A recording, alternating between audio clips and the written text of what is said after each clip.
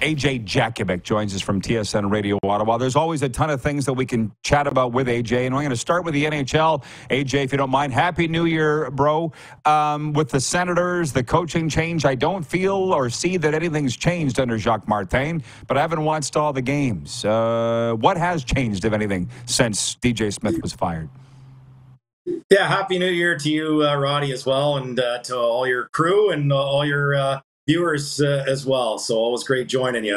I think other than the New Jersey game, which was a lot of what we saw early in the season, just too many turnovers, bad board play, too much inconsistency, not good enough in the D zone, a lot of issues, not getting a save as well.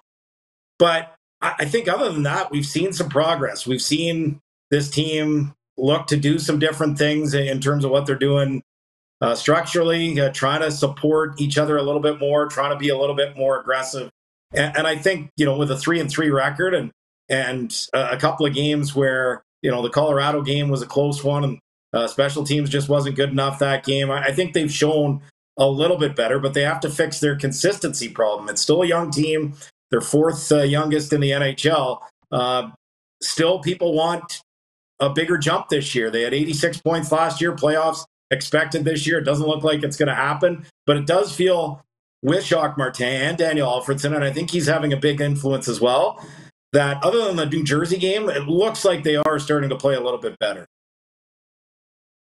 What do you know about the interim tag being taken off Steve Staios' name as general manager and him bringing in Dave Poulin, the TSN analyst, who we're very fond of, the Bruins and Flyers great? What do you think these moves will do for the team? Yeah, I think it provides stability. For the last few years, really the last decade or so, Ottawa's been very short-staffed in their front office. And then even when it looked like, okay, they're going to spend a little bit more, the word here in Ottawa was Pierre Dorion did a lot of the things himself and maybe didn't rely on some of the people in his front office to the degree that he maybe should have. So I think it's going to be a collaborative effort. We'll see if Daniel Alfredsson stays on the bench or long-term, if he's going to be back in the front office.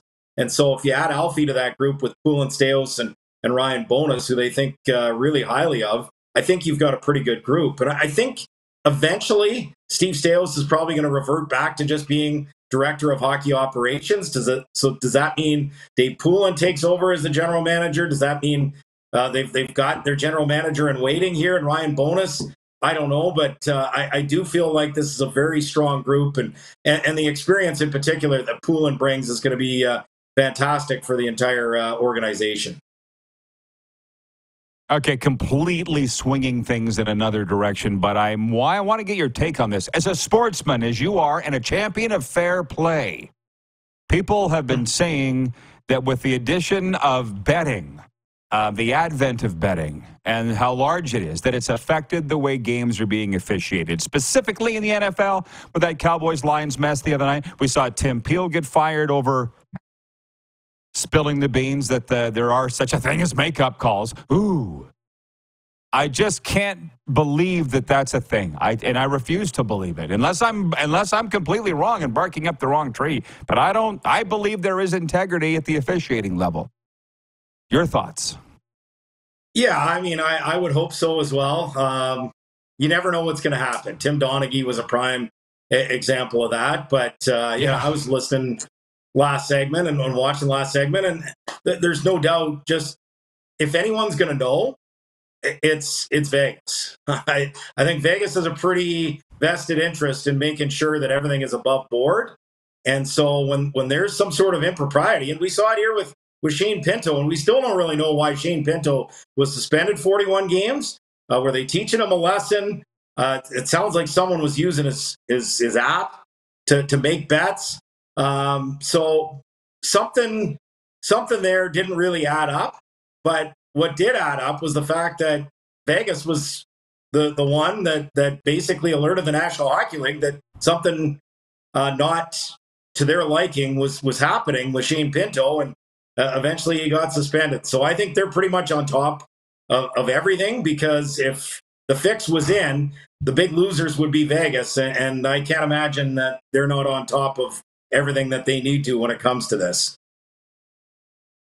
Yeah, well, fixing matches is what ruined boxing, right? If it was ever, that's why Donaghy got put in jail and flogged, because the whole enterprise would be jeopardized if it was proven that officials were on the take, which they're not. They are not.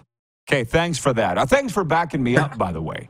And I know you got a really big hockey game tonight at TD Place. What will the crowd approach in your mind for this PW? Yeah, this PWH. Let me guess, you're broadcasting that too. You call everything else in Ottawa. What's the might be calling excitement the level second for this game not tonight? calling tonight, though. Yeah, I might be calling the second game. We'll wait and see. That's a couple of weeks away. But I'll be there. Certainly, just as an interested fan. 8,300 plus expected. Game sold out. I think you know the sports industry as well as anyone, Roddy, in terms of ticket sales. The second game is always the most difficult to sell. Home opener, everyone can get excited. The second game is sold out. To me, that's where you can start to say, okay, that's pretty exciting. So I think it's fantastic for the sport. I think it's fantastic, certainly for women's sports. And Ottawa, I think Ottawa should get some due.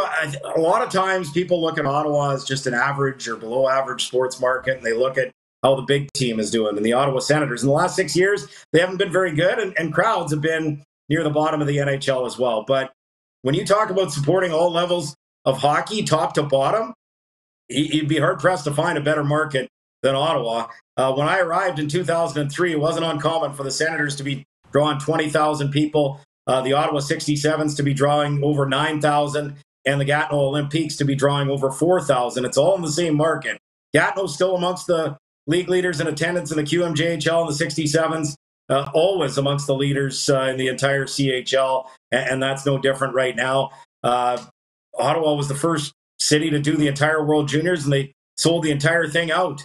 And that's probably going to be the case in December again when they host it again. And you got college hockey teams in Carleton and Ottawa. You've got all sorts of Junior A and Junior B teams that do well here as well. It's a great hockey market, but certainly excited for tonight's game and just to see where this league goes, because it's long overdue as far as I'm concerned.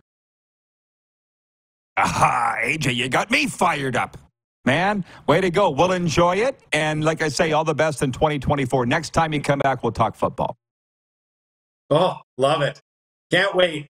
Long ways away from a CFL standpoint right now. But my goodness, Ottawa needs a much better year after 14 wins in the last 4.